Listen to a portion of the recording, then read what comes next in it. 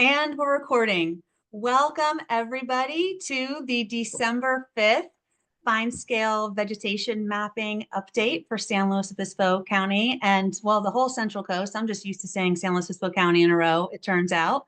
It has been a day. It's been a day for a few people. A show of hands, anybody having a day? It's a day, it's Thursday. We call it Little Friday here in SLO. Anyway, I'm so happy you all guys are all here. I am Maurisa Anderson. I run this project from coastal San Luis RCD in beautiful Morro Bay. I am joined by several of my colleagues at the RCD, including Raymond Dennis here, who is going to be kind of a co-host and doing points. So if you have any Zoom type of problems, go ahead and privately message him and he'll help you out there. So before we get started, I just wanted to give a real welcome to everybody and a real genuine gratitude for the funding of this project. This project is coming up on $10 million right now. We have a little bit more of a funding gap. What is it, 5 million acres of land that we're mapping, Mark? It's a huge area of most of the Central Coast bioregion. 7 And this million is altogether with the gap area. 6 million? 7. 7. Oh, right. Yeah. 5 plus the 2. Yeah. Look at me adding. And but we're going to share some updates, and we have a really great kind of special announcement too that's a little bit ahead of time. I think the biggest thing that we're going to talk about, and I'm so glad to see Lily Allen here from the State Coastal Conservancy, is that the last time we had a partner update, we did not have some of these LiDAR deliverables and wildfire layers funded. And now we do, thanks to the State Coastal Conservancy. So this presentation is going to kind of be talking about both of those projects. We'll first talk about the umbrella project as I think about it, is the CDFW Veg Camp. And we have Rochelle Bull here to talk about that. And then that specific project within CDFW. And then we'll focus more, we'll zoom in a little bit on the LiDAR deliverables. Lily, when we get to that point, if you'd like to chime in, we'd love to hear it. Not necessary at all. Just enjoy the update. You are our guest. So thank you to all. I have your screen on. I really appreciate it.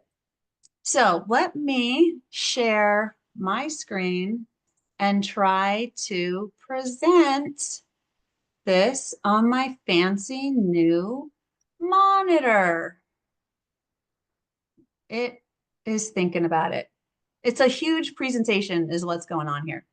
But the first thing I really wanted to do, and I'm just going to jump into it while my presentation loads, is that it's really important for us, oh, here we go, to have some land acknowledgement. Wow, they really did change a bunch of things on this Zoom. More than I thought. Here's, oh, the share button. There we go. Boop, boop, boop. All right. How's that? Can everybody see my presentation? Awesome. Thank you so much. So what we're going to do, here's our intro slide. Mark made this. It's amazing. I'm not sure who that picture is from, but I'm going to guess it's from Paul. And let me know if I'm wrong later. But what we want to do first is really settle down into a land acknowledgement. And we are all on unceded indigenous land anywhere that we are in North America, assuming you're not indigenous yourself. And really speaking as a person personally with European ancestry, I just think that the onus of educating ourselves on the real management, correct management of our landscapes really depends on us educating ourselves about the people of this land. And that truly their land management techniques, including their art and their song and, you know, all of the different types of agriculture that they had, that they use still to this day, did not mean to use the past tense there. It's really all a technology that's sharing information. And that's something that I think about a lot is what is information? What is data? And this song is one of them. So with that, there's several tribes. This is just a slice of them that we have on our bioregion. I know that there's way more. And there's a website, and Ray will put the link in here for me in a sec, to a Chumash medicine woman website. I just thought I wanted to play a welcome song for you. So this is not my song. The song was given to everyone to precisely to learn and appreciate the culture of the Chumash. This is not in our Central Coast bioregion, this particular song is from more the Santa Barbara region, which is obviously in Santa Barbara County. So let's see if I want to make sure that I'm sharing my audio. Well, let's try. So these, we have two buttons here. One is a spoken word, just 30-second intro to the welcome song. And then the next button here is our a 2-minute song. So what I'd like us to do during those 2 minutes that we're hearing this is just really try to center ourselves in the land wherever we are.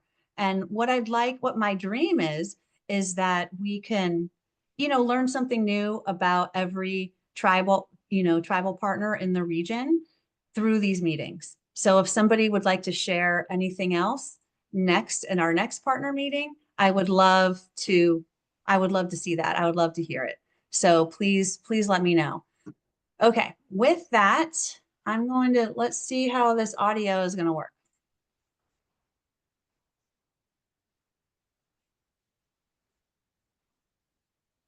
Okay, I'm going to stop sharing and try sharing again. Advanced sharing options. Does somebody have a tip for me? I am super into it. You have to share your audio separately. Okay. How do through the computer audio? We practiced this. Huh. Okay, I'm going to try something else. Yeah, Marisha, maybe if you take it off of the PowerPoint and on your own screen and hit play, it worked for me. I love that you just said that, Julie, because that's exactly what I did.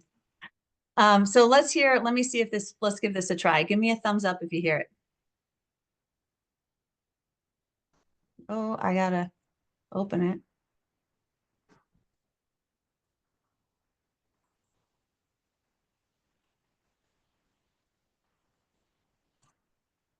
Okay. I am going to yeah, there's a setting within the presentation well, I'm going to let it go for now. This is obviously a technical brouhaha on my end and my knowledge gap of Google Slides because I know PowerPoint. Anyway, I will send you guys a link to this. And what's beautiful, I have a connection with this song. I was taught this song many years ago.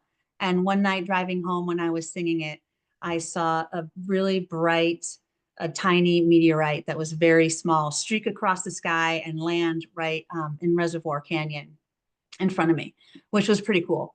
So I really recommend that you guys give a listen to that when you get a chance. Thank you for your patience with that. Let's try to continue. So here's what we're going to talk about today.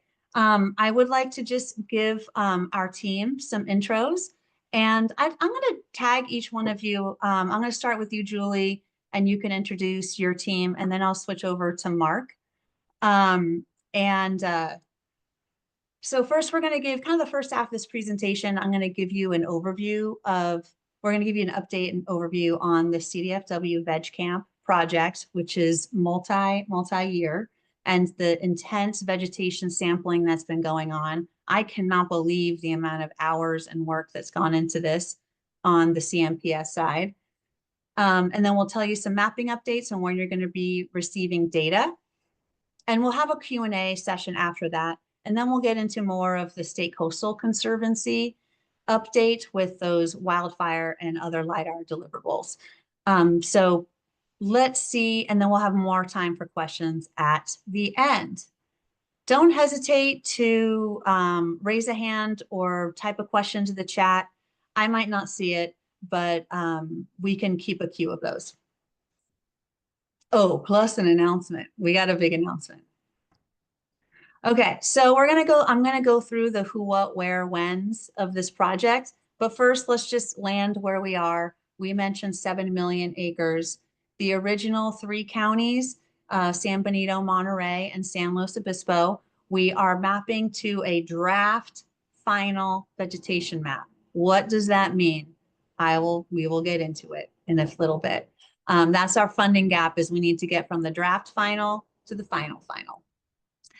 This cross-hatched area here is what we've called kind of an expansion gap that needed data. So we kind of piggybacked and just are doing that data as well to what we're calling enhanced life form for those areas. And then there's other previous fine scale mapping efforts in green to the north, really all the way, well, actually all the way up to the Oregon border. And it's quite astounding, to be honest with you. So here's some of our core team. We have 4 RCDs that are involved, the 2 in San Luis Obispo County, Upper Salinas, Los Tablas RCD with Spencer Gordon, and then me here in Coastal San Luis RCD. We also have Jamie Tutelli Lewis from Monterey County RCD. And is he here today? I hope so. Oh yeah, there you guys are. Hi, everybody. And as well as RCD of San Benito County. They're pretty busy, so I'm not sure anyone is here from there. Let me know if you're here. And then I really would like, Julie, I'd like you to introduce your team first, if you could, because you guys have been really on the ground. They wrapped up their second and final sampling season recently, and it's pretty incredible what they've done. Maybe Julie stepped away from, oh, there you are. Oh, hi there. Hi. Wanted to use space. Yeah, thank you so much, Marisha. Hi there, I'm Julie Evans, the director of our vegetation program at the California Native Plant Society. I'm based in Sacramento, though we have an amazing team of CNPS staff along the Central Coast, including someone who will be helping co-present our section of this PowerPoint, and that's Paul Escoffier. Thank you, Paul, for being present. And he lives in the San Luis Obispo area. And then there are a variety of others on our team, some of which who are here today, like Jennifer Buck-Diaz, and I think I saw Alexis Lefevre Jackson. And so we've got a wonderful team of vegetation ecologists who live, eat, and breathe, whether that be out in the field or back in the office, vegetation patterning, mapping, and inventory and summarization. So thank you, the MPS team, for all that you've been contributing to this project from, you know, late 2022 is when we really kind of started reaching out to all of you partners to kind of kick the ball up and, you know, create a blossoming project here. Thank you, Julie. Yeah, I'm astounded by the work your team has done. And Paul's just hit it out of the park. Mark, you'd be proud. You'd be proud. Mark Tuckman, that was addressed to Mark Bebo, but Mark Tuckman, would you introduce your team for us, please? Yeah, thanks. And yeah, we're here today, or I'm here today to represent my team, and my team is a large team of really good vegetation mappers that led the actual mapping team that's doing the work is our lead analyst is Dylan Loudon, who's here in Forestville, and then the project manager of these large mapping projects is Eddie Fitzsimmons, and Eddie's here today. He's not going to be presenting today, but he presented last time, and he'll be presenting again, I think, next time. And then our mappers are Laura Askham, Brittany Burnett, Brian Crabb, Elliot Kuskalis, Dylan Loudon, Tyler McCarthy, Julia Murphy, and Eddie. That's my team. And we also work closely with a few partners that are namely aerial information systems in Redlands, who's our, sort of sister in mapping. We couldn't do it without them. And so they're doing a ton of work on this project as well. I mean, I feel like it's just phenomenal, the work that Tuckman Geospatial and AIS has done on these projects. They are bar none the experts in this. Also, I would like to introduce Rochelle Boole. She is the head of the VegCamp project. Well, the whole data, is it the whole data or the whole VegCamp project that you're in charge of now, Rochelle? I'm a vegetation ecologist and supervisor for the Vegetation Classification and Mapping Program out of CDFW. Thank you so, oh, excuse me. I was just saying hi. Hi, everyone. Thank you so much. Ray has a link to the VegCamp program directly there. Thanks, Ray, for putting that into the chat. And then finally, we have our colleagues at the State Coastal Conservancy. We are usually working with Kostula, but she is on vacation, and I'm so glad that she is. So today we have her lovely colleague, Lily Allen. Thank you so much for being here. And I know that you and Kostula worked on funding these projects together in a lot of ways, and that you are critical to her project success. So I'm glad that you're here today. If there's anything you'd like to say, let me know. I think this is awesome. Thank you all so much for your hard work. I know you're like, oh, it's great to give money, but it's actually really great to see that everyone's really doing the things. And the things are really hard to do. So thank you all. Thank you. I also wanted to thank Cass Green and Associates, because she is a real linchpin in getting these projects done. I don't know if this project would have happened without her. I was hired specifically for this project, so I wasn't involved in how it was put together. And she is masterful, a legend in the field. So we just couldn't do any of this work alone. It's a really incredible team. It's a wonderful team to work with. I love you guys. And they've really picked up some slack for me while I've been very sick. So thank you. I know that hasn't been the best. So I personally appreciate that. And we've been mentioning the funders already. We've talked about California Department of Fish and Wildlife, as well as the State Coastal Conservancy and the Department of Conservation are funding some of our other work. A lot of this work, we had some fresh LiDAR data that was flown in some areas that did not previously have LiDAR data before. And that was funded by the CNRA and the USGS. So yeah, I know that a lot of people were pretty excited to get some of that LiDAR data. It's fascinating for me, being a student, a forever student of GIS and watching it for 30 years, see how this data is processed on such a large way right now. So we talked about the what, the data, we talked about the who. I want to talk about the why, and we talked about the where. I think I'm getting them all. And this is a lot. This is a lot. So I want to break this down a little bit, because this is a great slide. Here's the why. We really need to know the location and distribution of resources across the landscape. Land managers, we cannot make decisions without the best information possible. And that is what we are trying to do here, is to improve our environment with information. Again, what is information?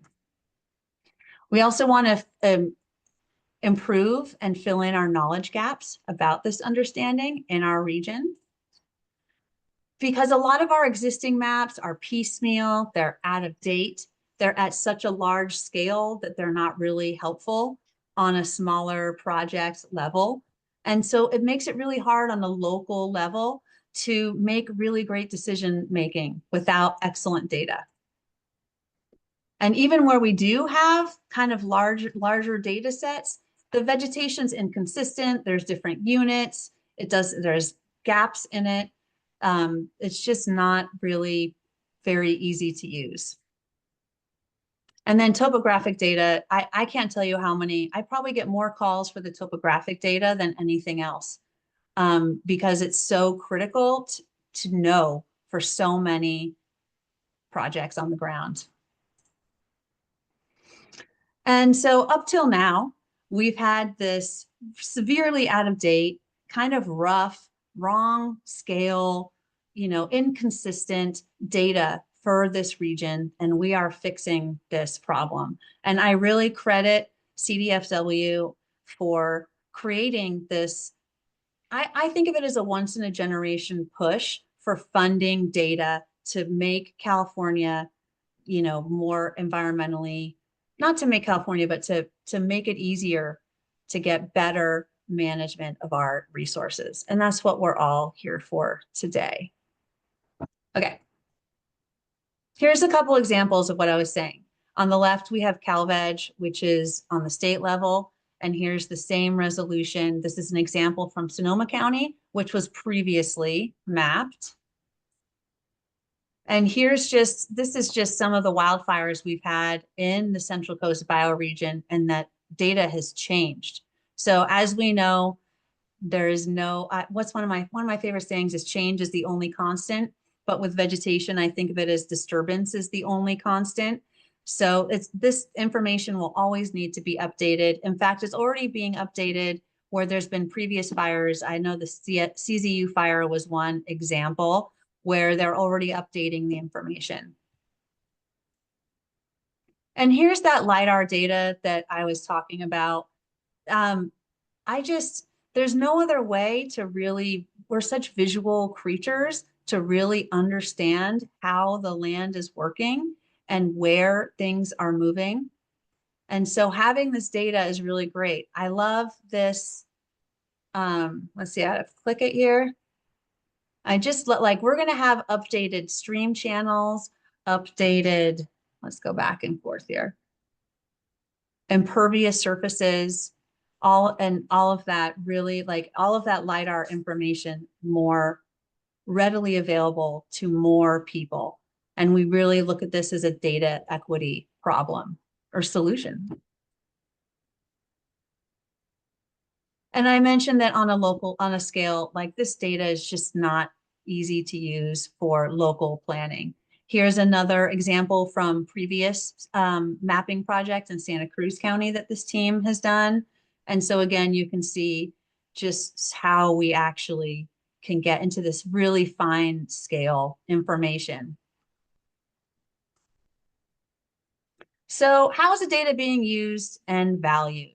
And we know this a little bit already. So what I am thinking of is how isn't this data being used and valued? And where could it be used in the best way possible? What are new people that we could introduce to this land?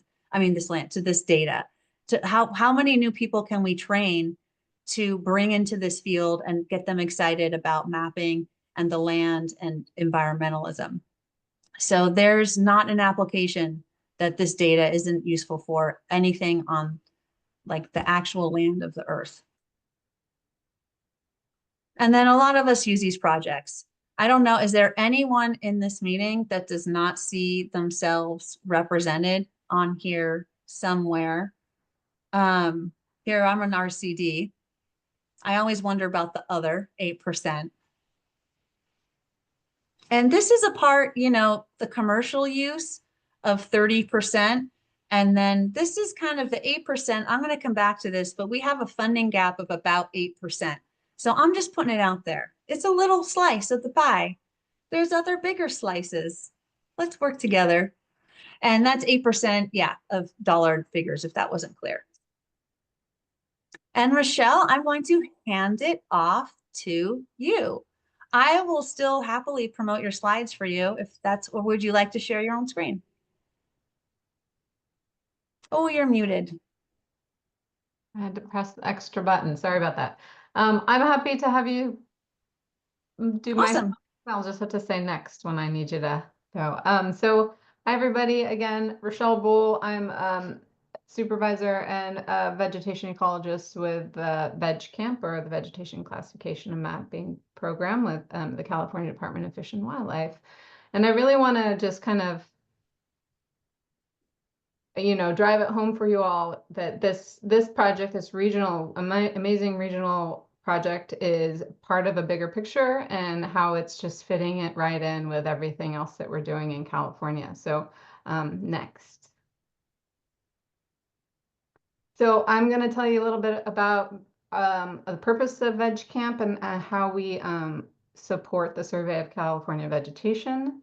I'll give you a quick overview of the phases of that process and the standards that come out of each of those phases, and then where we are currently statewide with vegetation data or with the Survey of California Vegetation, and also some future possibilities too. Next. So VegCamp's purpose is to support the Survey of California Vegetation, and there are several aspects to the Survey of California Vegetation, or we call it the SCV. First, in collaboration with the California Native Plant Society's vegetation program, we have developed state standards for vegetation sampling and vegetation data analysis in order to produce a vegetation classification for the state. And VegCamp has also developed standards for applying that classification to fine-scale vegetation mapping. We also support and develop and maintain the statewide vegetation classification through the Manual of California Vegetation Online.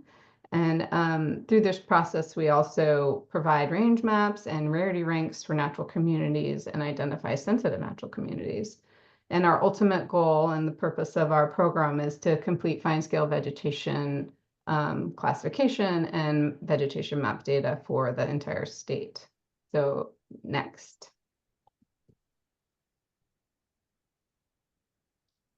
So I just wanted to step back really quickly and give you a brief overview of the phases of the project and just what we're talking about here. What is vegetation? I'm sure most of you know what this is, but I just want to make sure we're all on the same page. Vegetation is what covers the natural and semi-natural landscape. Vegetation communities are groups of plant species that co-occur in repeating consistent patterns and tend to be in specific environmental settings. There are three main phases for completing the Survey of California Vegetation within a region. Each of these phases can be thought of as a standalone project or can be combined into one large project depending on the scope and the funding and time available to complete the project. So phase one, next, there's some animations here.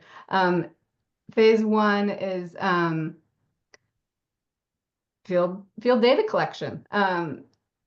And it's where field surveys are collected in all potential vegetation community types within our, using our standard sampling protocol. And phase two is to analyze that data to allow us to give community types names and definitions. And then that is how we build our classification system. And then next, once we have clear definitions for the vegetation communities, we can complete the project with phase three, which is fine-scale vegetation mapping, where you correlate what's on the ground and to what is on imagery and other digital surface cover data sets to break up the landscape and assign defined vegetation community types to each unit. Next. So more simply, here's the process, right? You collect data, analyze the data to develop the definitions for the vegetation units, then use those units for mapping. And as you can see, you have to move through it in this process. You certainly cannot analyze data without collecting data first, and you can't map without having something to map. So next. So just to break it down, we have our standard protocol. And if you think about this, I want to emphasize this because we think a lot about that final product, the map, but there is a lot of data and a lot of information in between. So just the phase one survey data collection, which has already been completed for this Central Coast project. This is step one for all of our projects throughout California. We use the CDFW CMPS Rapid Assessment Releve protocol. It includes a lot of information about a single stand that you're sampling. and its placement on the landscape, including things like, I think we have a lot of, this is a lot of animations, Marisa. So environmental data, like coordinates, slope aspect. We have a general narrative description about the stand. You have your connection to wildlife habitat relationships. And then, of course, you have your vegetation type. And then even more, you have a species. Go ahead, keep going. There you go. Heights and stratas, and also species covers. So it's like, it's a huge wealth of information. And you can see the map on the left. This is our survey data statewide right now. It doesn't include current projects, so we're going to have thousands more. I'll go into that a little bit, but phase 1 is a huge amount of data, so know that it's out there. And the goal here for each project is to collect data across the study area within all possible vegetation types. So all survey data is available to the public via the Biogeographic Information Observation System online.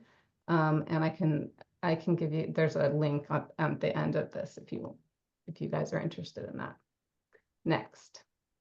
So phase 2, right, is data analysis so that we can develop the classification system. The Manual of California Vegetation follows the National Vegetation Classification System, fits into this broader framework that's national or even international, the IVC. It's quantitative, meaning it's based on all that field data that I just showed you we have, and it's also hierarchical, so it can be viewed and used at multiple nesting levels depending on your goals and needs. And again, this is offered to the public online through the Manual of California Vegetation. There's all sorts of information there too that you could check out. So phase 3 is applying that classification to fine scale vegetation mapping.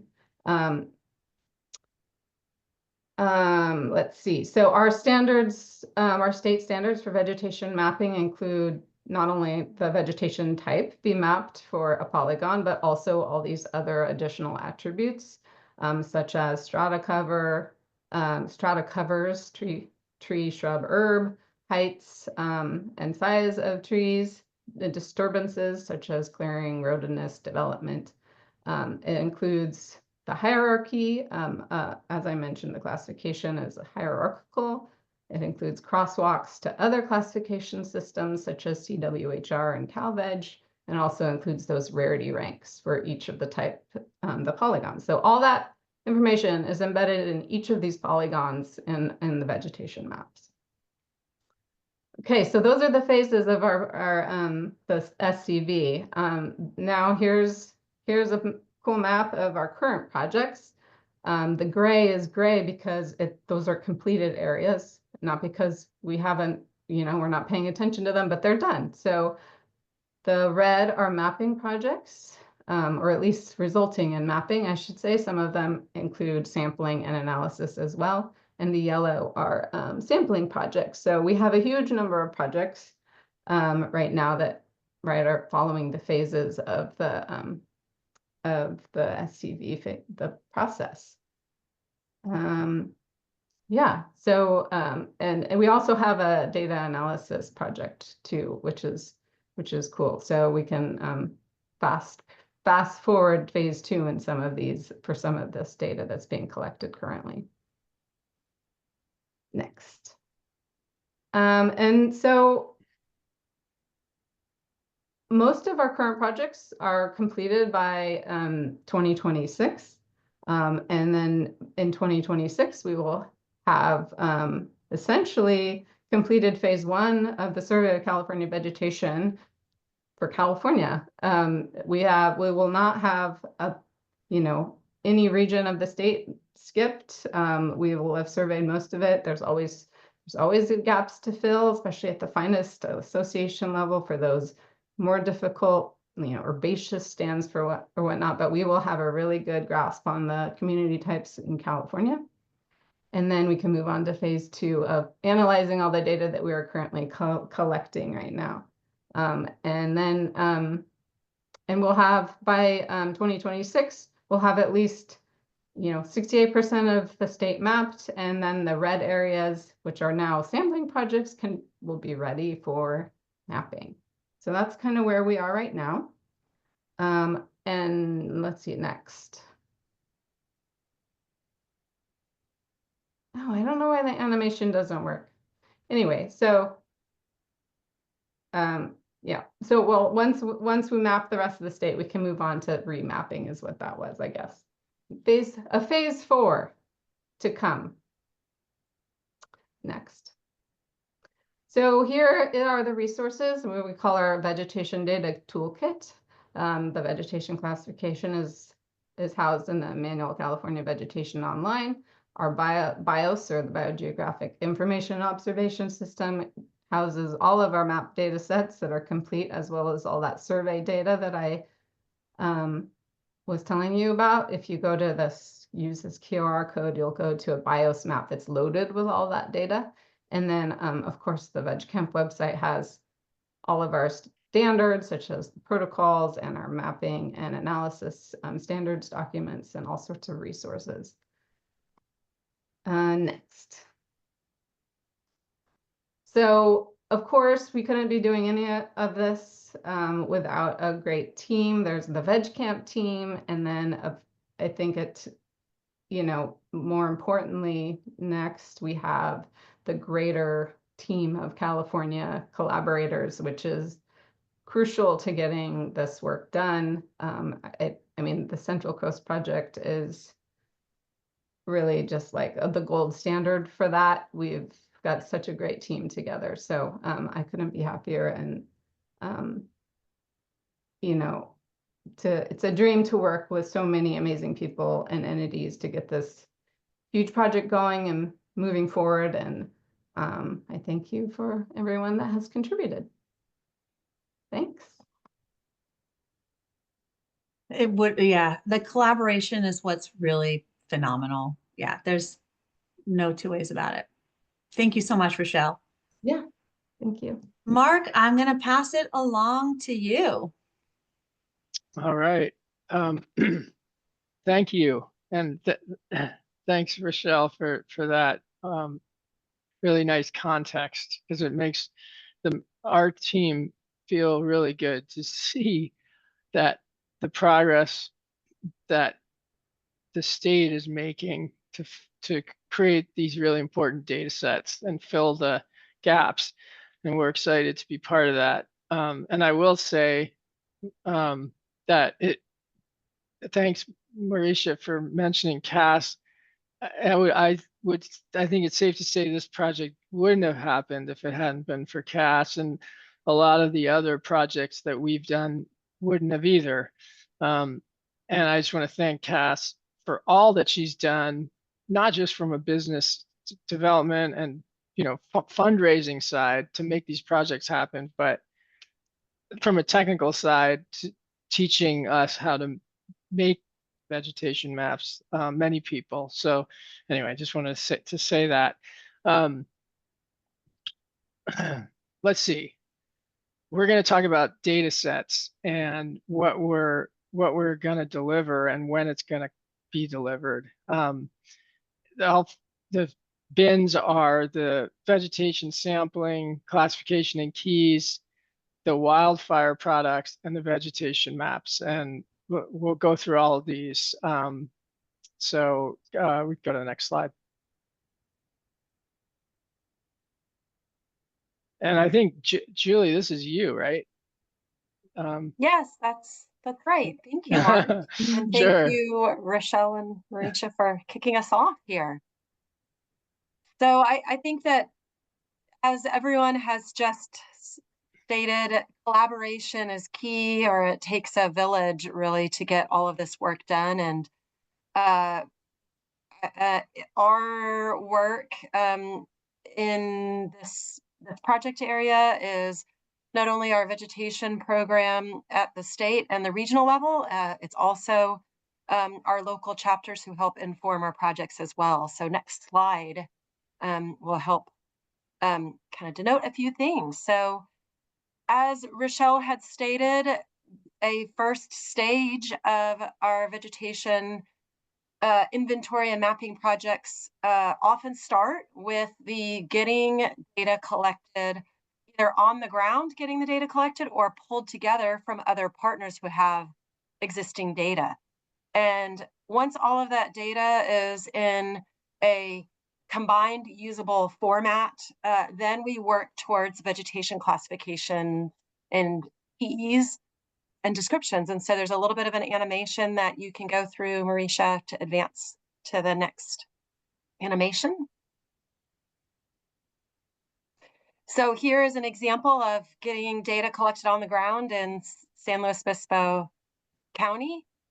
And then if you advance, once we collect one survey or hundreds or thousands of surveys, you can advance. Then what we can do with all of that information is to inform our vegetation classification of what do we call what we see on the ground and that repeated patterning of vegetation across the landscape. Can advance. And here is points on the map, and then what we have done in classification naming of all of those points that then can inform us writing vegetation keys, descriptions, and mapping in real time what is on the ground in a digital way across the entire landscape. And this is just a summary table from a project in a little bit north of us in the Central Coast that just shows kind of putting all of those names into a tabular format and kind of summarizing that information. This was from Santa Clara and Santa Cruz counties, a 2-county area, and then we'll be doing the same for a 3-county area here in the Central Coast in San Luis Obispo, Monterey, and San Benito counties. And additionally is to write vegetation keys and descriptions to describe locally what and synthesize that information from all of the various sources that we have combined into a report. And that information will get summarized for this kind of Central Coast ecoregion, the greater ecoregion. All right, next slide, I think.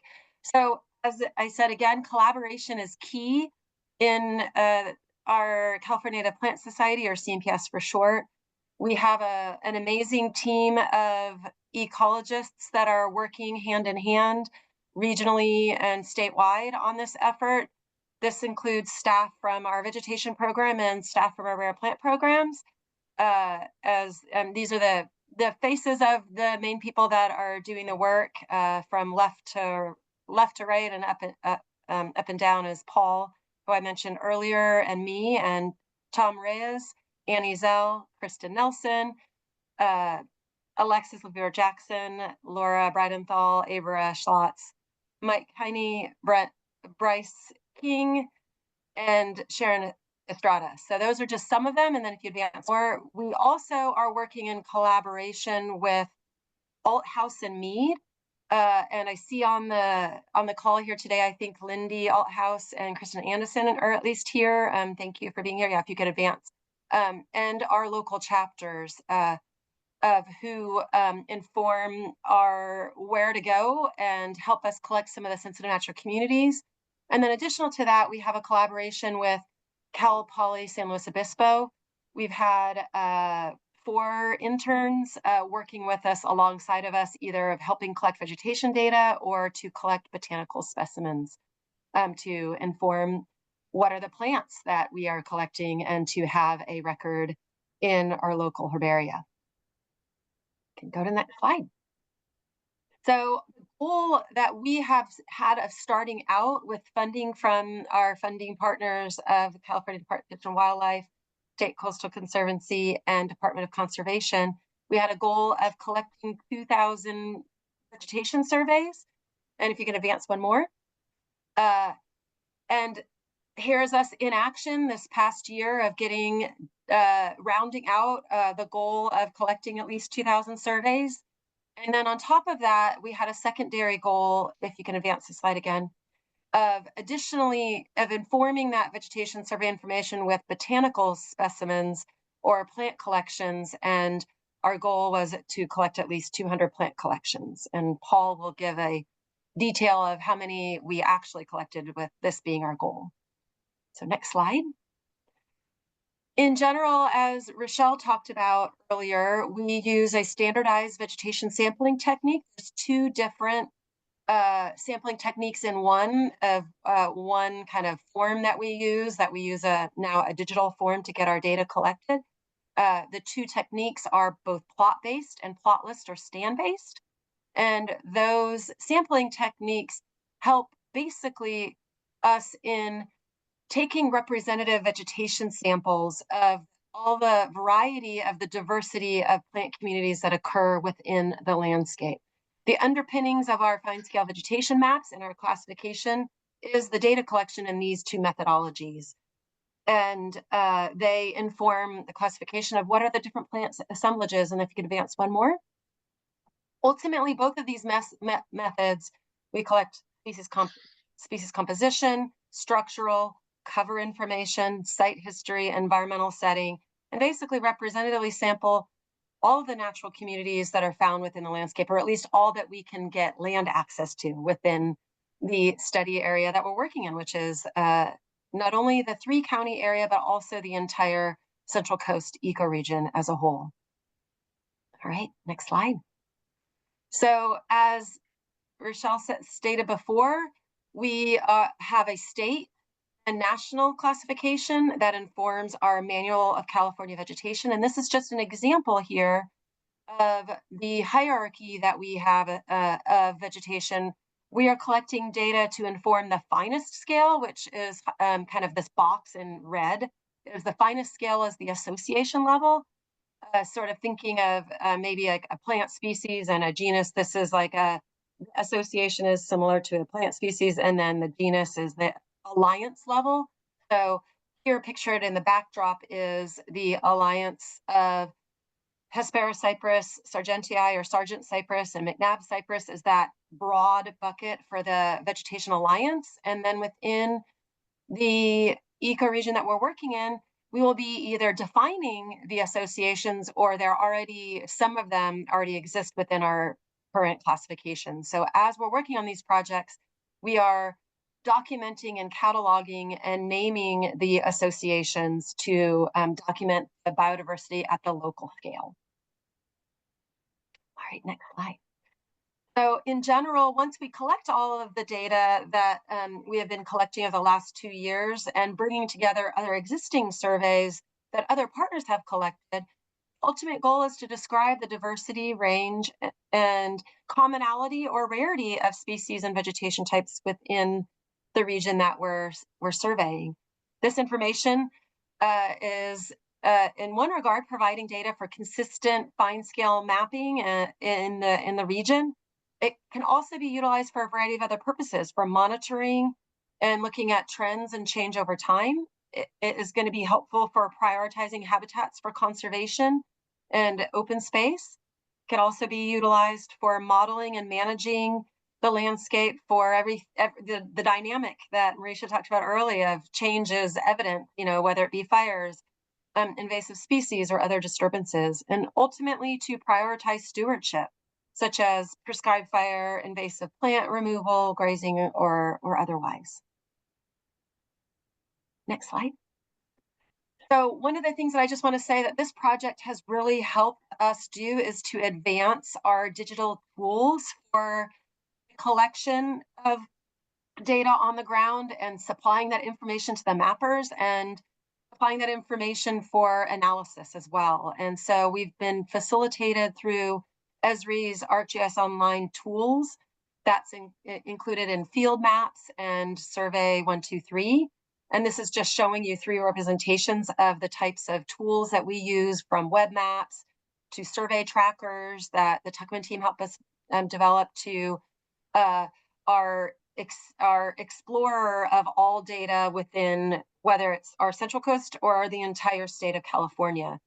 These tools have been really helping us kind of move the needle on how much data we can get collected to be way more efficient than and to be able to inform what we have collected and what we haven't collected to help us fine tune as we go what needs to get collected in the landscape to help us represent all of the biodiversity. Next slide. So this is a brief intro that we, on the ground, how we get our data collection done is by having an allocation of points on a map to help in informing where we should do our vegetation data collection. The vegetation data collection happened in 2 parts, and part of it was through an automated or semi-automated allocation methodology using things like climate and generalized vegetation through the CalVeg model. And that information kind of generally helped us put some general points on a map that then we could go out and ground truth those points. We also put in targeted sampling locations based on the ecologists who know the landscape and can pinpoint additional areas that we know we need to go. Things like hotspots of biodiversity, such as manzanita that occur within this region, are so diverse, and we knew we needed to get some targeted sampling, or various types that are at the edge of their range in the region from the north to the south of the study area. Next slide. So what I can say, and I'll then pass it off to Paul, is that in this Central Coast ecoregion, there is a diversity of landscapes, one of the highest diversity in the state of California.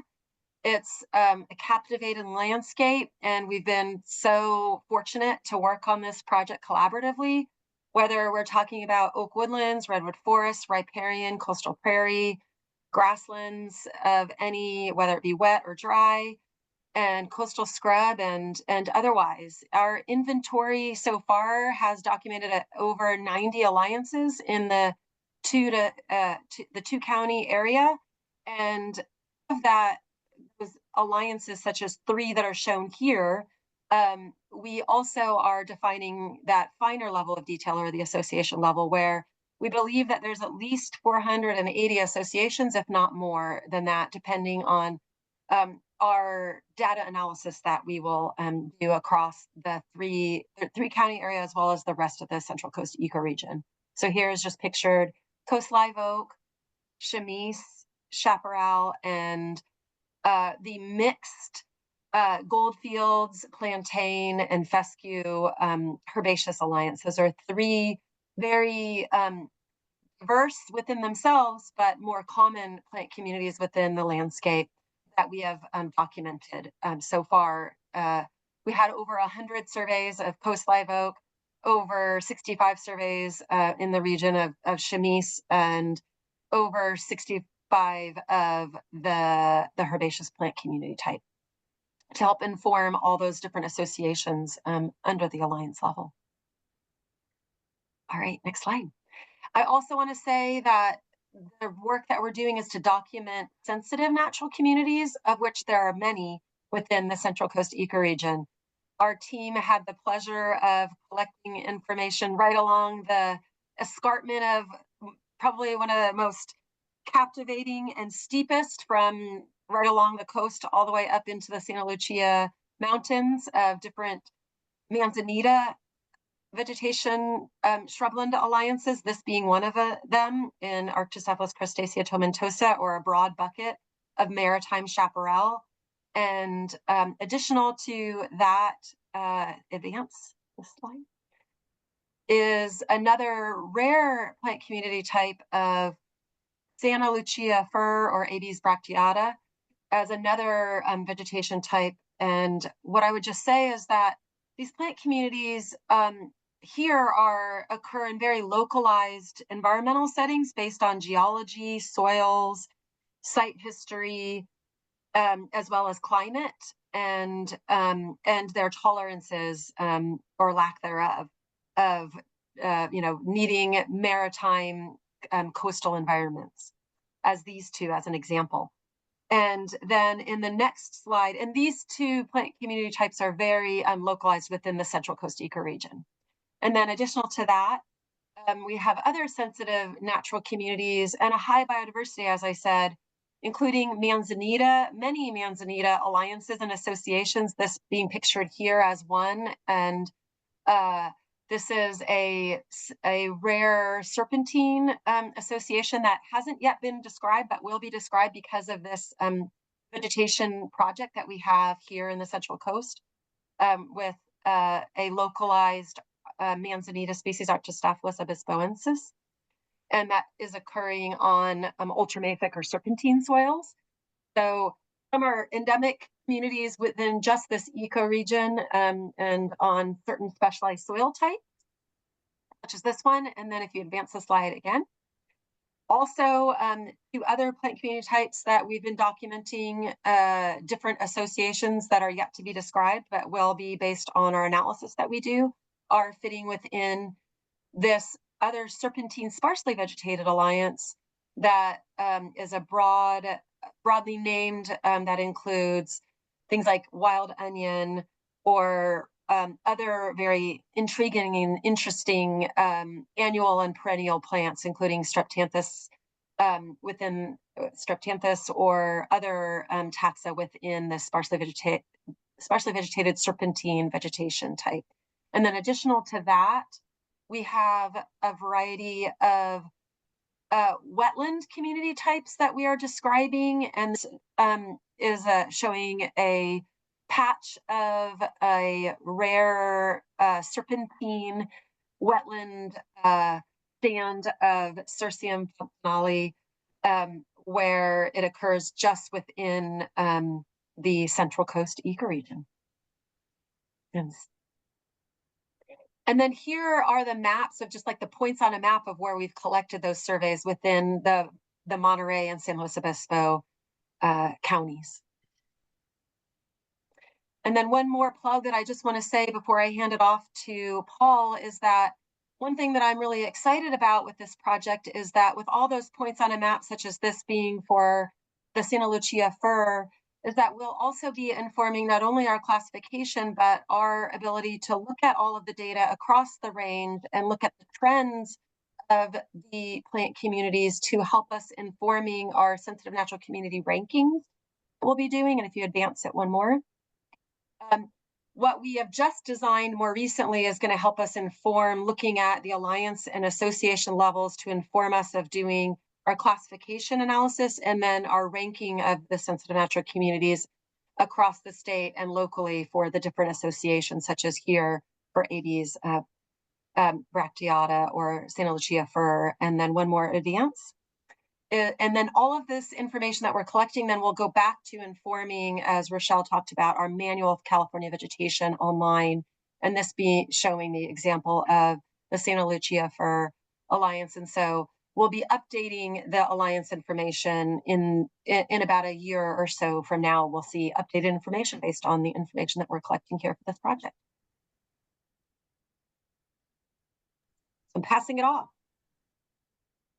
Thanks, Julie, for that introduction. Yeah, so continuing on that thread of sensitive natural communities for a bit, of the already named and ranked natural communities, we've encountered 6 S1, so highest rarity alliances in our surveys so far, and 19 S2, which are the second rarest. And so those S1s are mostly some of those rare Manzanita types.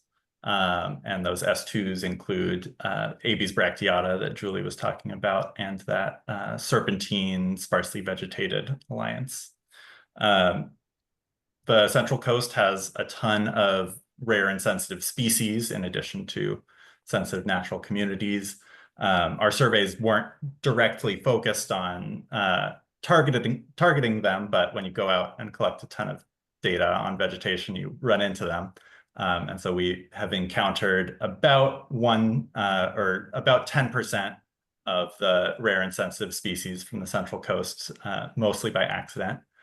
So 103 taxa and 9 federally endangered and threatened species, mostly previously known occurrences, but a few were surprises, which were pretty exciting. Next slide, please. So in all, we collected about 2,200 surveys across Monterey and SLO County. along with Althouse and Mead, who did 319 surveys for us. It was a big slog, but the crews got to go to some really cool places and collect a lot of good data. So we on CNPS staff did 1,900 ourselves, and then our chapter volunteers did 10 surveys solo, but also joined in quite a bit with our staff doing surveys. And then UC Santa Cruz is in charge of San Benito County and that Central Coast ecoregion fringe that was mentioned earlier, and have done 415 surveys so far, and we'll be doing a bit more in the coming season. And then along with all this data that we've collected, we are compiling surveys from existing vegetation data sets and whatever we can get our hands on. And so our data set that we're going to use for classification currently has over 10,000 surveys in it. So that's very exciting. Next slide, please. So here's a little breakdown of surveys we did by landowner. This is just for CNPS, Althouse and Mead in the 2 county regions. So the winner is Los Padres National Forest. We did 617 surveys on National Forest because there's a ton of land. Our crews got to do some backpacking up in Big Sur that I was very jealous of. And yeah, got some great data in both the Santa Lucia Ranger District and the Monterey Ranger District. Did a lot of work on private ranches. State parks was the next biggest. We worked with the Monterey District and the San Luis Coast District and the Oceano District. Got some great data, mostly on that coastal belt. The Santa Lucia Preserve facilitated access for our crews, both this year and last. CDFW has their reserves, and we collected a lot of data on those. BLM, Big Sur Land Trust, Monterey Peninsula Regional Parks, San Luis Obispo County Parks, Land Conservancy of San Luis Obispo County. Cal Poly has quite a bit of land, so quite a few surveys on Cal Poly property. Elkhorn Slough Foundation got some surveys there. Monterey County Water Resources, so around Lake Nacimiento and Lake San Antonio. The Nature Conservancy's new Las Politas Ranch, our crew got out to this spring and found some really cool stuff. And Sequoia Riverlands Trust and Carrizo Plain Conservancy lands on northern Carrizo Plain. And then also the Wildlands Conservancy's new Rana Creek Ranch in the Sierra de Salinas. There's a few others with lower numbers, so sorry if you're on the call and provided access to us and didn't get mentioned. But yeah, that was a lot of work. And there's a question, and that will be addressed in the next slide. We could advance. Oh, are there animations on this one? Oh, interesting. Could you just go through all the animations? Yeah. So there's a few areas, obviously, that are, oops, back one. There's a few holes in the map, and those are mostly due to access limitations. So we ideally would have data for these places, and in the future would hope to get some access, and that could potentially inform any remapping that happens down the line. But yeah, broadly, the Southern Diablo Range, Gavilan Range, the Shalom Hills is mostly private property, and we just didn't have much success getting access out there. Hearst Ranch along the coast of Slow County, didn't get any success on that. The Highway 1 slide never opened back up, so there's a big chunk of Highway 1 we don't have any surveys on. Fort Hunter Liggett we couldn't get access to, and Diablo Canyon also. So yeah, there's some holes. Some other places that look like holes are not actually holes. They were just well surveyed in advance, like Pinnacles and Carrizo Plain are very well surveyed. So yeah, there's some coverage in some of those places. But And yeah, as Rochelle mentioned, if anyone has any ability to help us in gaining additional land access in any of those gap areas, we'd happily be able to, do additional field-based verification visits to inform the fine scale mapping at any stage of this project in the next year and a half. So just a plug that we have, while we didn't have the opportunity because of just restricted lands access from private lands or otherwise, restriction because of roads not, being accessible, that type of thing. So if you have any feedback for us, let us know.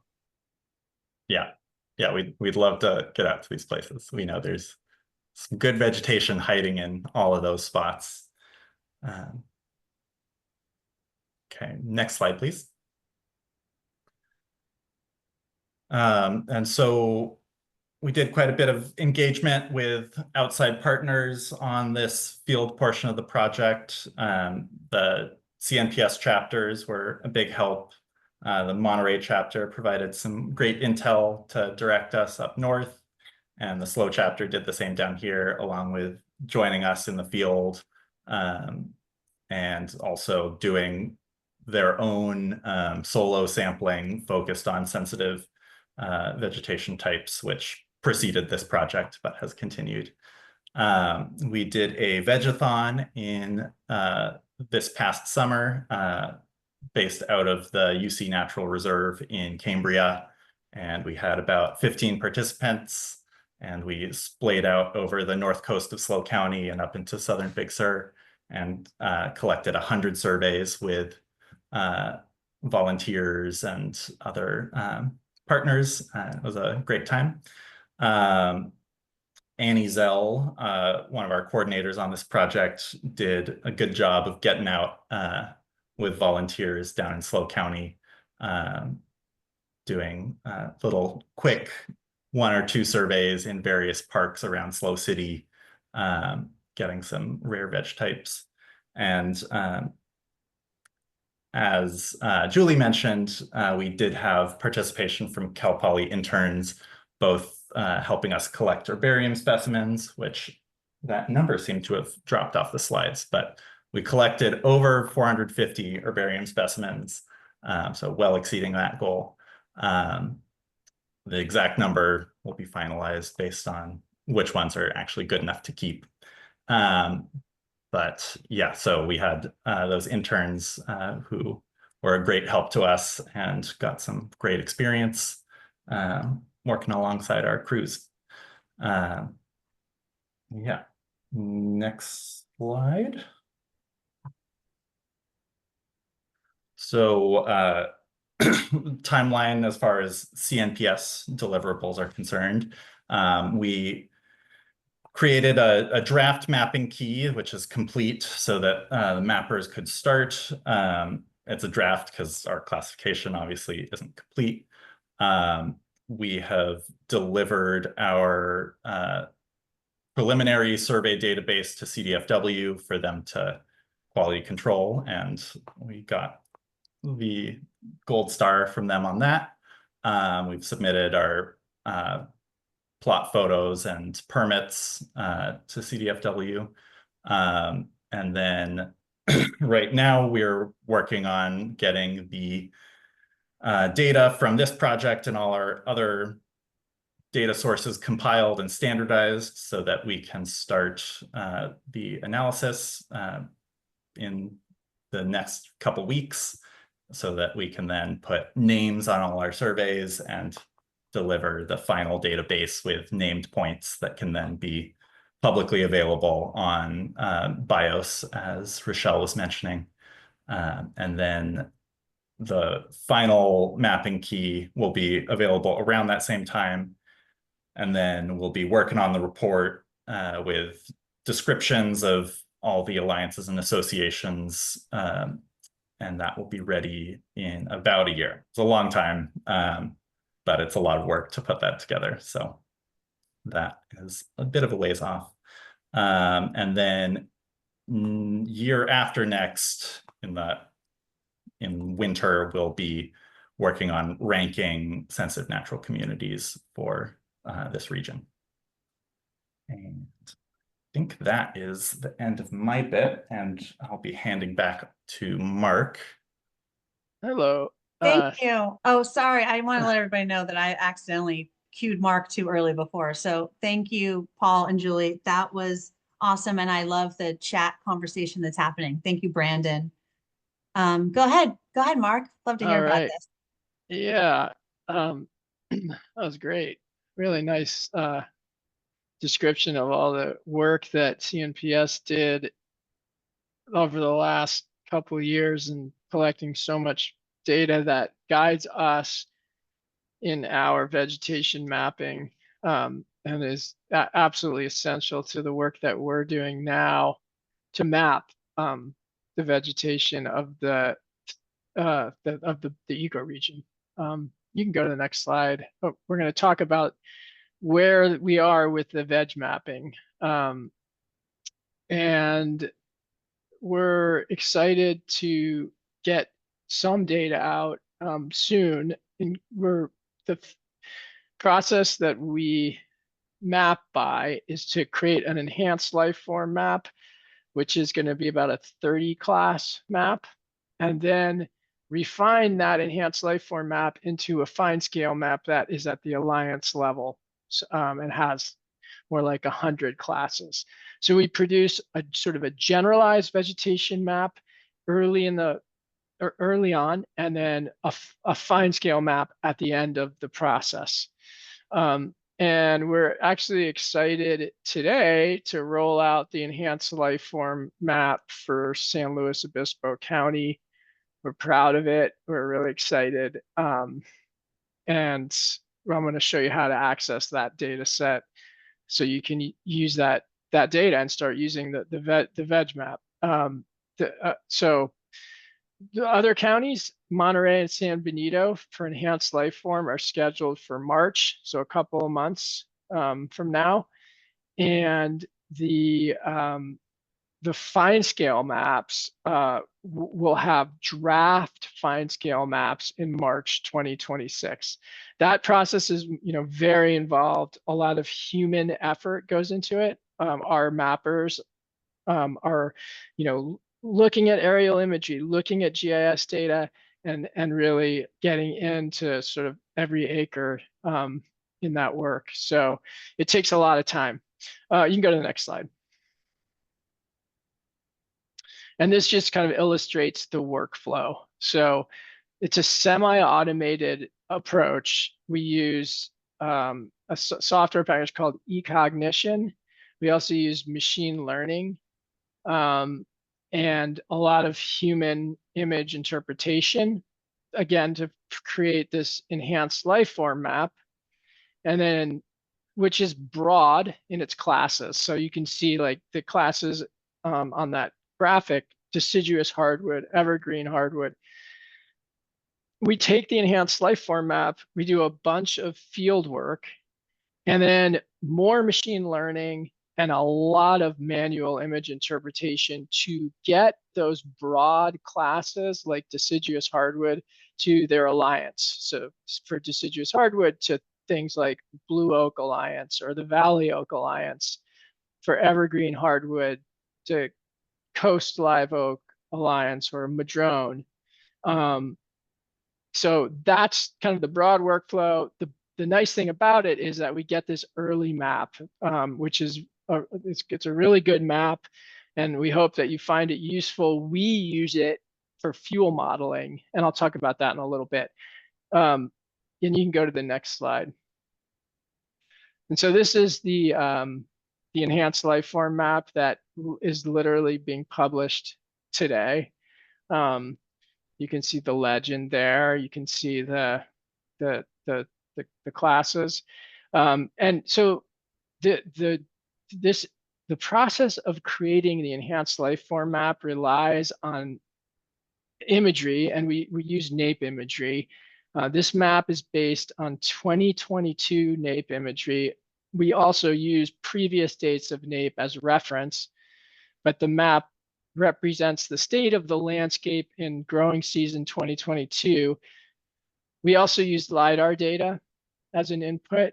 Again, Trimble eCognition, machine learning, manual image interpretation is the process that we use. So you can go to the next slide, Marisha, and I think we're going to get a more zoomed in look. This is just hollow outlines for a kind of arbitrary area, and you can just kind of cycle through these slides. It just gives you a sort of more zoomed in look at what this map looks like. Of course, it's kind of hard to really know without downloading it and using it, which we really encourage you to do. And please, have at it. It's ready to go now. You can get it, and I'll show you where. I think, yeah, keep going. If you go to this link at the bottom of the screen, pacificvegmap.org/data-downloads, maybe someone could chat that link out. Maybe Eddie. Ray's got a link there.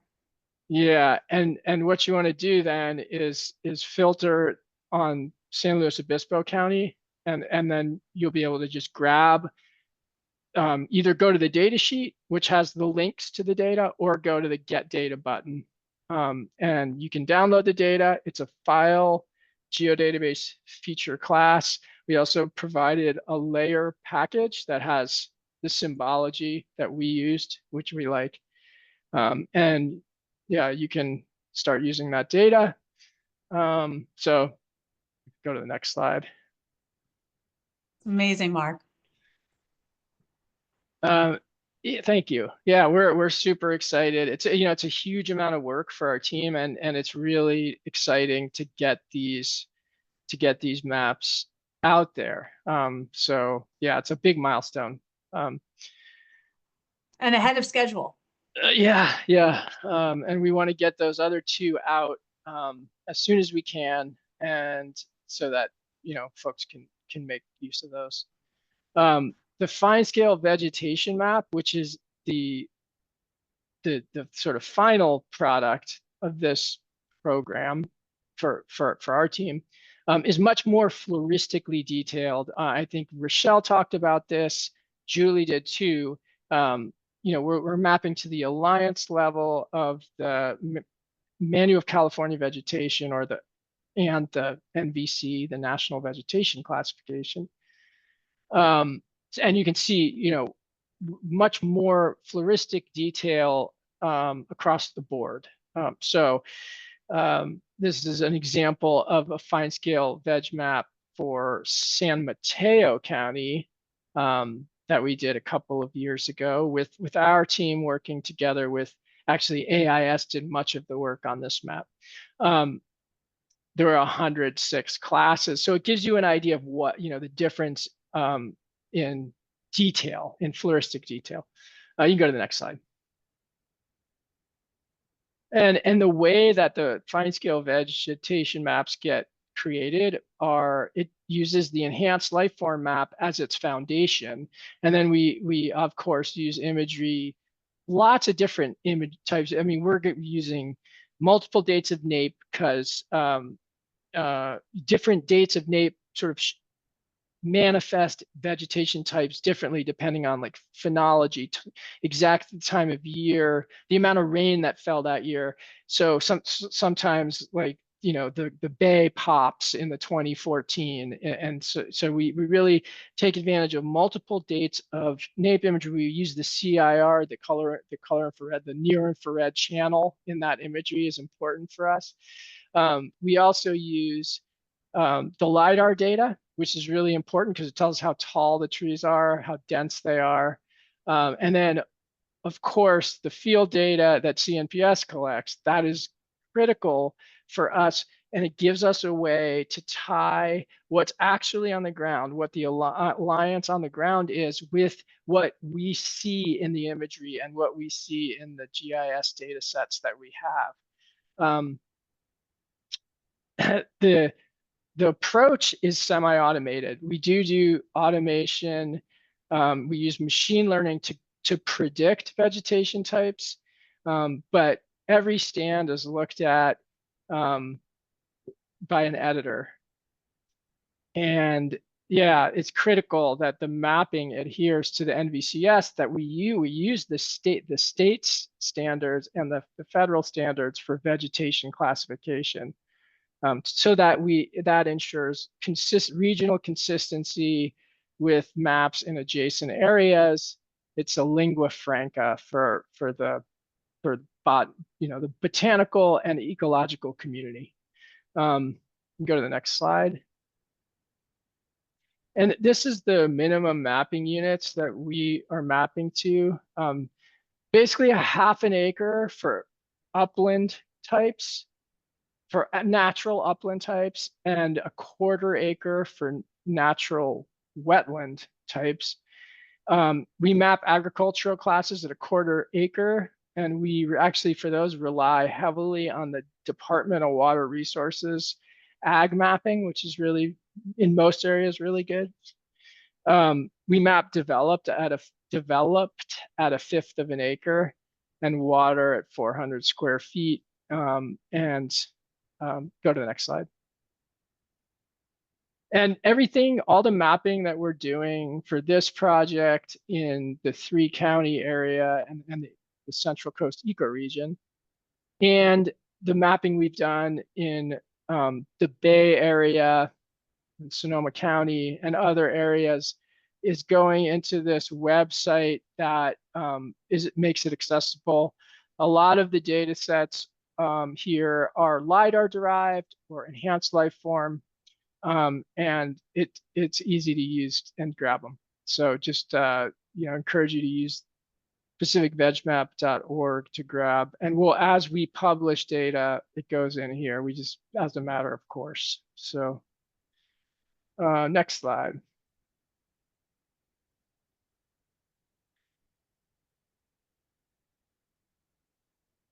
Okay, and I want to talk now about that was kind of my spiel on the status of the veg mapping, to talk about now a set of wildfire related data products, LiDAR derivatives, which LiDAR derived topography, LiDAR derived forest structure, impervious surfaces, a fuel model, wildfire hazard and risk to structures. These are data sets that we've created in other counties around the Bay Area. And thank you to the state Coastal Conservancy, we're going to be able to produce these derivatives, these products, in the 3 counties of SLO, San Luis Obispo, Monterey, and San Benito. So that's really exciting news that we relatively recently got the funds from the State Coastal Conservancy to do this work. And you can go to the next slide, please. And I think we can go to the next one. So I want to talk a little bit about these derivatives. So one of the challenges with LiDAR data is that it's really hard to process. It's, you get a point cloud and a digital terrain model from 3Dep. Those are the deliverables that the feds produce. But if you want to use the data and have a hillshade, or have a slope layer, or have a canopy height layer, or elevation contours, it's a process to create those, especially at a county scale where you may have multiple separate collections of LiDAR, and it's a real barrier to use. So we're very excited to say that we're going to be able to create county by county derivatives for all the counties that you can see here in green, And we've already created these derivatives in the blue counties. But so again, these derivatives will be created by county. They'll be posted on pacificvegmap.org, and there's a whole bunch of different derivatives. I'm going to show you some of the ones that will be created, and you can go to the next slide. A hill shade for each county. The topographic derivatives include the hillshade, digital terrain model, digital surface model, slope, aspect, and actually contours as well. 1 foot contours as well. Really super useful, and really it'll be really nice because you'll be able to just download an entire county for each of those derivatives. Next slide, please. This isn't really a LiDAR derivative, but we will be producing a impervious surfaces map for San Benito, Monterey, and San Luis Obispo County. We've done this in the Bay Area counties. This is an input to the fuel model that we will be creating as well, the Scott and Bergen fuel model. This derivative map shows like all the structures, all of the roads as polygons, other impervious surfaces like parking lots, and paved areas and tennis courts. And that's so really exciting. This work is actually done by, and has been done since we started doing these impervious maps, by a partner of ours, which is the Spatial Analysis Lab at the University of Vermont, who we love working with. And so next slide. Another LiDAR derivative is a ladder fuels derivative that characterizes the density of vegetation in that strata between the ground and about 4 meters above the ground. That's so important in carrying a ground fire up into the crown. So that ladder fuels layer is useful for fuel modeling, for sort of hazard mapping, and we will be producing that as a countywide raster for each of the counties. Next slide, please. We'll also be producing a 5-meter Scott and Bergen fuel model of our fuels map. You can see the classes for that. That Scott and Bergen is sort of the federal standard for a surface fuel model. We worked with Esther Mendeno and Carol Rice, Esther, I see Esther is here today, so thanks for coming, Esther. Esther's been working on these projects with us for several years. And this gives us a fuel model that's based on the enhanced lifeform map instead of the enhanced lifeform map and LiDAR derivatives for the forest structure inputs. So a different way than the federal standard, which is to use the 30-meter land fire data as the vegetation input. So we have sort of a higher resolution fuel model from this. We use the fuel model to help characterize hazard and risk. And we can go to the next slide, because I think I get to those. To those. Oh, is it okay? Yeah. Well, maybe I have these out of order, but I'll talk about this one. That's fine. This is just more info on the LiDAR derivatives. We again, thanks to the State Coastal Conservancy, we are able to do this. This is a big project, and I'm really excited about it. On the right is a list of all of the derivatives that we will be producing, again, for each of those counties. And you can read sort of more about the timing and about the derivatives themselves at that link. This project is a collaboration between the derivatives are being produced for the coastal RCD for the 3 counties, and also for the NCRP area, the North Coast Resource Partnership area of Northern California. So this story map that's referenced here is on the North Coast Resource Partnerships website, but it's relevant to the Central Coast as well. Okay, next slide. I think we somehow skipped the wildfire hazard stuff and the wildfire risk to structures. Those are 2 additional data products that will be produced at the end of as part of these wildfire related derivatives. All right. Mark, do you want me to scroll back and see where I missed that? That's okay. I mean, we'll talk about it again the next time. I don't know Because why they're there's awesome. yeah, but I don't know. I don't even see it's down a couple. Go back. Something happened. Yeah, maybe the image is to this slide. I just don't see the image there. So I'm sorry. that's no worries. We'll get to it next time. We've got Next a few, update. That yeah, will next be update. done We'll get to early them. next year Yeah, or something, yeah, right? yeah. Exactly. In fall, there'll be these derivatives, these deliverables will be well, actually, hopefully we can show a table of all the delivery dates. But let me talk through this slide first. I lost it.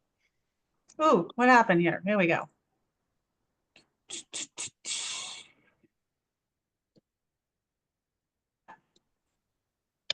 I just wanted to talk for a minute how what made this project for these 3 counties and the projects that we've done with the same team, with CNPS, with AIS and others possible.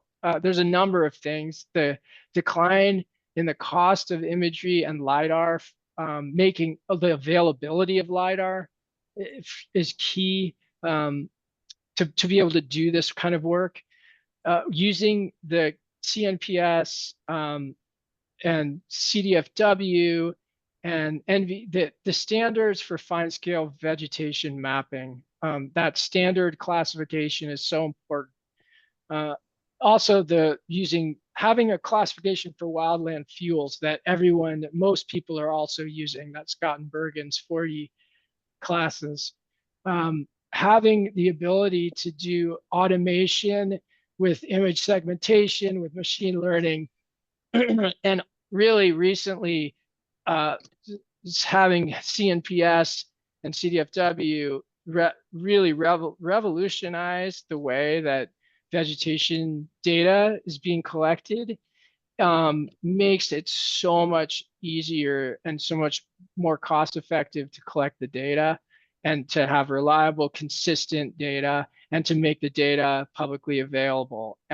Those are huge.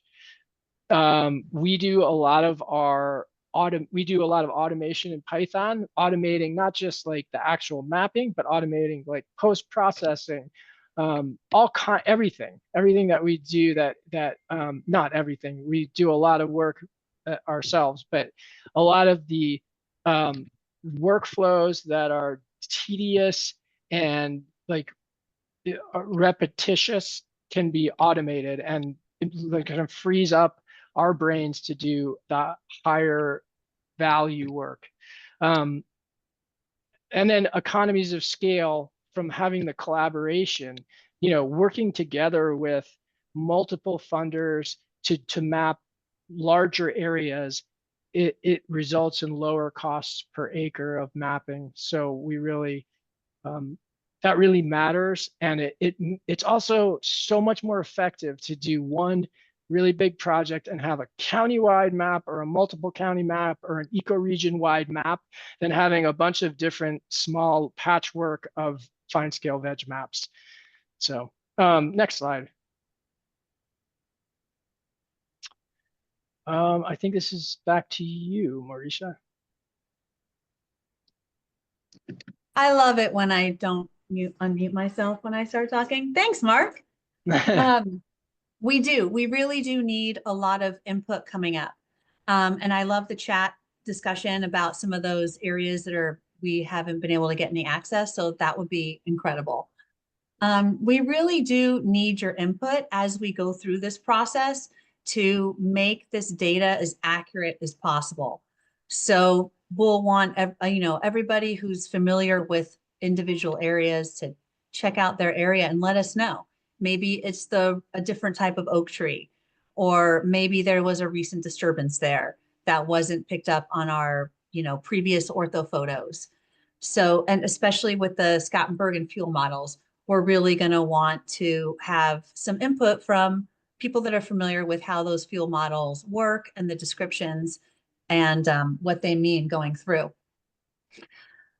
So we're definitely going to have a lot of training too. I'm looking forward to doing that sharing of the data part, and also, reaching out to different communities to use it in a different way. Community colleges, there's quite a few universities that are already involved in this project really wonderfully. And GIS is getting a lot more common in a community college standpoint. I can't wait to see it in a high school. Maybe it's already there, I bet. So you probably have you might have some already existing vegetation maps that if you have that and you haven't sent it to us, or if you're not sure if you had, please let us know. Sometimes if you have, your organization has a really small piece of really great data that's pretty recent, that would be amazing. And then also we're going to need a lot of user and help with some of the classification keys and descriptions. That's when we can really get our nerdy plant on. This is my favorite part. I loved all of those photos. Laura and Annie and Paul really came through with all those plant photos in the field. I loved that. And the enhanced life form map, which I have to underscore how amazing it is that that is available today for San Luis Obispo County. And so we're going to want some input on that. And then especially when we come to this fine scale vegetation map. So from that draft the draft fine scale map to the actual fine scale map takes a lot of human power to actually go out in the field and look at it. And then similarly with our wildfire and indices.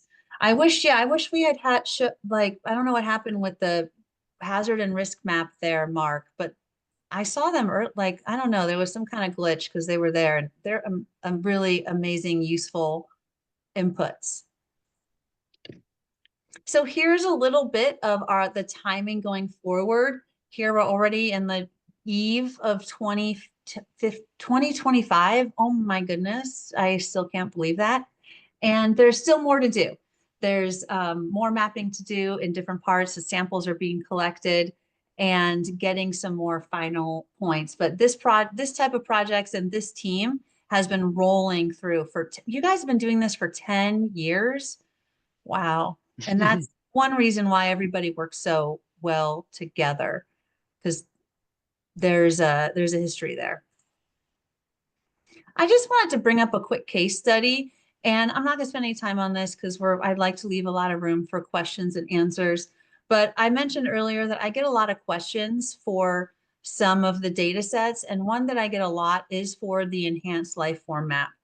Recently, the water board in our district has been looking for doing a general waste discharge requirements for wildfire mitigation, and looks like they're kind of zooming into LRA land now, local responsibility response, not CAL FIRE or the federal government. So it's interesting because I was approached by them asking if I had a great layer of just forest types. And I couldn't wait to tell her what I was having. If anybody's here from the water board, let me know. So to reiterate, here is our schedule again. I will say we have that enhanced life form today.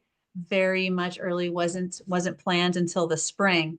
So you're gonna start seeing a lot of our we're going to be reaching out to you a lot in the spring and moving forward to start teaching all of this information. And then that not under contract here under the vegetation mapping, that's our final 8% of funding that we need. And I was trying to think of a way to make 8% kind of understandable to us. So I thought, well, how far is it? If I were going to hop in my car right now and drive up to Sacramento, well, let's not talk about traffic, but if I was going to drive to Sacramento, it would take about 4.5 hours from San Luis Obispo to Sac. And really that 8%, if I was looking at that of freeway miles, would really only 8% only from here to Paso Robles. And is my internet connection okay? It's getting a little wonky. But so I don't know about you, but when I'm on a road trip, the first 20 minutes of a 4.5 or 5 hour road trip, I'm like just getting settled. I haven't even had to switch radio stations yet. Like I haven't even gotten into the sugar snacks. Maybe I started with the salt snacks. That's me. But that's how little of a bout we have to keep going to finish this project. So and we really, this is what we're being funded for, are these projects. I think we've seen this a lot, so I'm not going to belabor this. And here's some local contacts just in case you need them. We can't thank our funders enough that they have the wherewithal to go out and start looking for this and making these connections. It's just a dream come true working with these different agencies that are funding this. It's just really astounding to see the amount of money and how everybody's coming together to do right by the environment. So with that, I want to leave at least 15 minutes here for some questions. Do we have any in the chat? Oh, here's some more links. Awesome. Thank you, Julie. Oh, there was a typo on the schedule. Okay, that happens. So I don't see any questions in the chat that we haven't already addressed. Do you guys, we want to just unmute yourself if you have any questions to ask them or any comments? Don't be shy. And we would love some interaction with you all. Hopefully I it know wasn't it's a too long much meeting. information or you're on overload and it's end of the day. Hello. Yeah, Jamie. Hi. Hi. Thanks again, guys. That was great, comprehensive overview. I was just going to ask, just as a small question, but would some of the point data that the CNPS crews have been collecting be included in a data set that we can utilize in the future? Yes, I put that in the chat. So, Oh, okay. Jamie, I think that for you, I think that we can share a link to our dashboards. You can just query all of the points, and that provides you a summary. It shows all the photographs, all the fine detail, or we can subset the data and just share a geodatabase of all of, Monterey County, for example. Okay. Yeah. That's awesome. Thank you. And one other comment aside is like, I'm going to try to poke around and see if I can get additional access points into the Gavilan Range. But there was just a big circle. Was Pinnacles National Park included in that?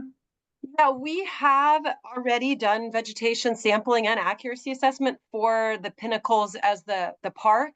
Not to say that if it hasn't changed since the time we did those surveys. So it was kind of excluded from our area of focus for the first go around.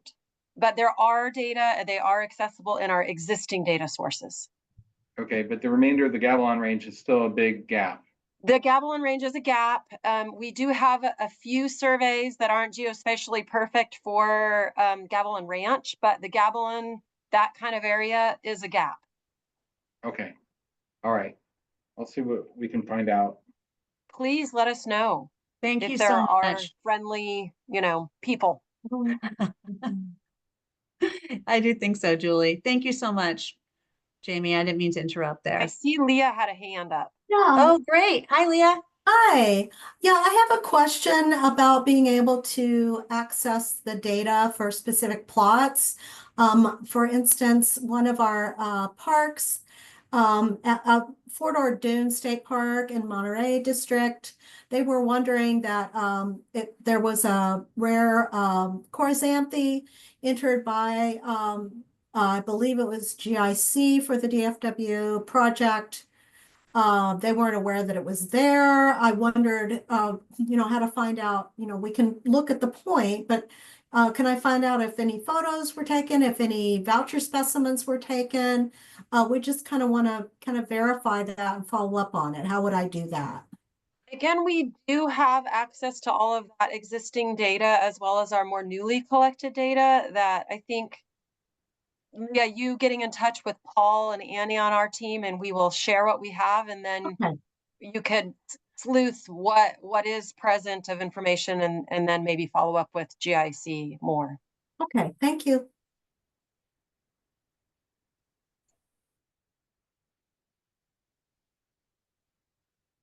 I know there's some other questions. I'm really excited that you all want access to the ground-based data. I mean, I think that there are so many uses. So, and then more to come once the, enhanced life form to life form maps.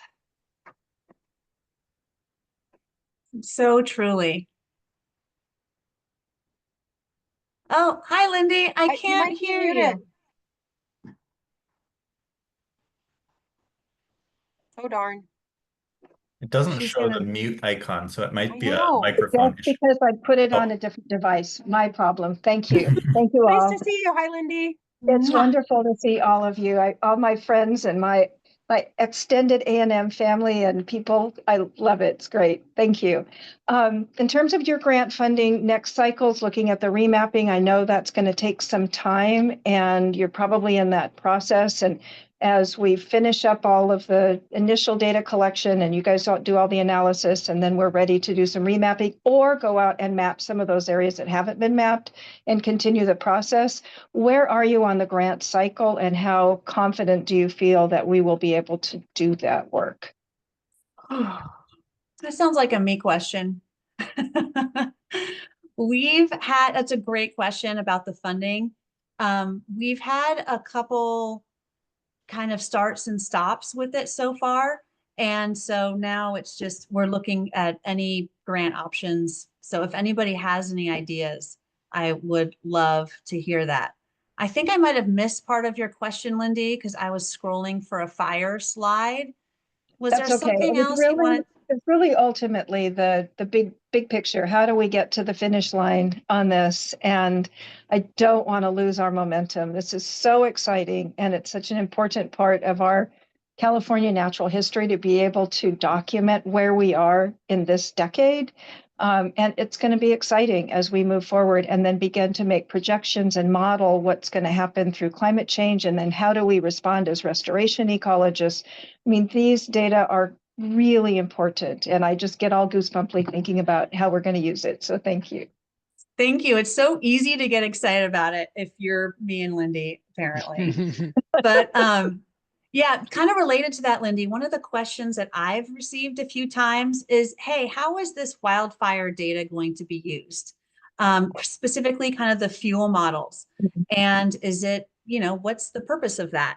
And this is how I think about it. And I'd love to hear what you guys think about it, is that if you're planning a project and you have about fuel modification and you have really great fine like veg data, a quarter of an acre, a half an acre, you have this great fuel modeling that can go into a program, you can run the model and see what would happen under a fire of whatever criteria, be it wind, the topography, obviously the relative humidity, all of those things and more. I'm not even going to pretend to explain that model right now, but you can run the model and see what would happen if a fire started in one place. And then you can do okay, well, if we change these fuel, if we take it down a little bit, the chaparral, or if we raise the skirts on the trees, how then will that impact the fuel model? And is it worth it to do that project? Is this the best way to use, time and money and energy to make people safer and the environment more resilient? So I see this data as a decision-making tool, particularly the fuel model information. Anybody else? Does that ring? What do you guys think? Yeah, Lindy.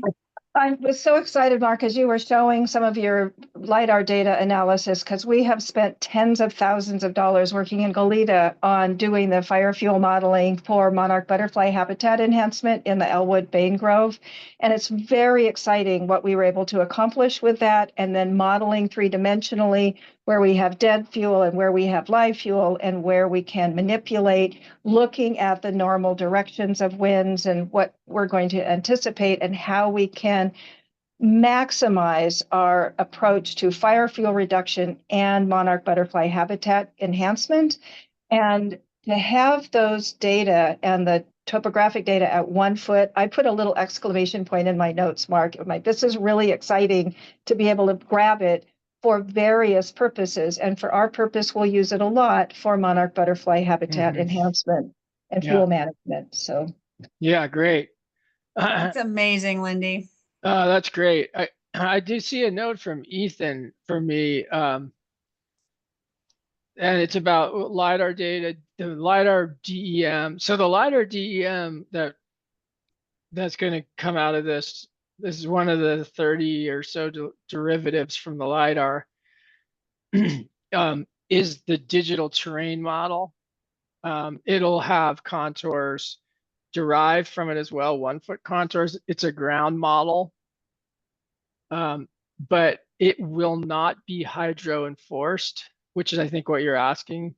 Hydro enforcement is when, because the LiDAR sees the ground.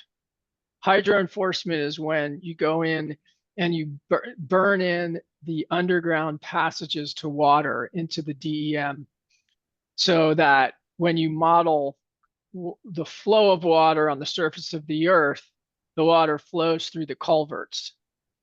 So that process of hydro enforcing the DEM, that's not part of that. We're not doing that. That's not in the scope. That's actually a very expensive data product that is something else that needs to happen. It's a precursor.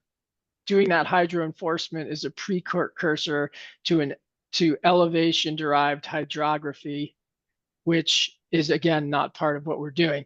It's something that is something could be done if the funding were there. Exactly, and that's not something that we do, but there are great companies out there and institutions that do that, the hydro enforcement and the creation of the elevation derived hydrography, but it does cost a lot.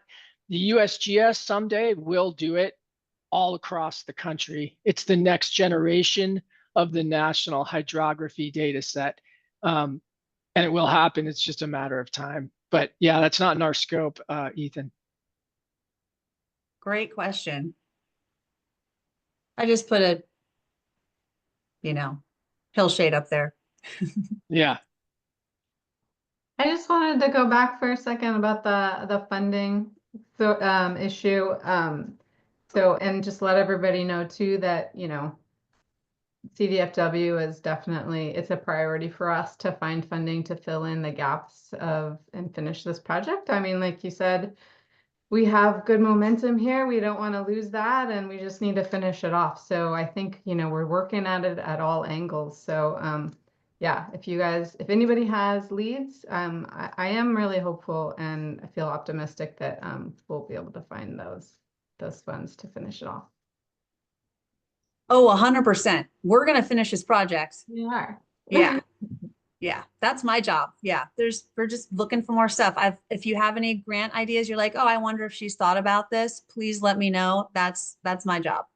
Julie, were you going to say something? And thanks for that, No, Rochelle. I just want to say, thank you for everyone who's attended so far. I think I count at least 50 folks here today, and I think that it takes a collaboration and all of you who see the value of this work, and we want to, keep supporting and collaborating on this to the finish line. And I just want to, be, gratitude to everyone who has and is involved and will be involved in the different stages.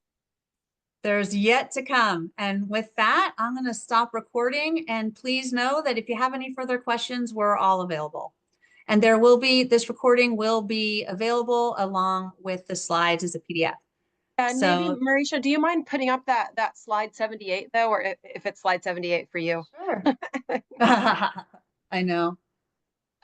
If just that's a thank good you idea. again to Yeah. you, Rochelle, your team at Veg Camp, and CNRA overarching, and the State Coastal Conservancy, Department of Conservation, USGS, and beyond, all of, our local supporters, like at CNPS local.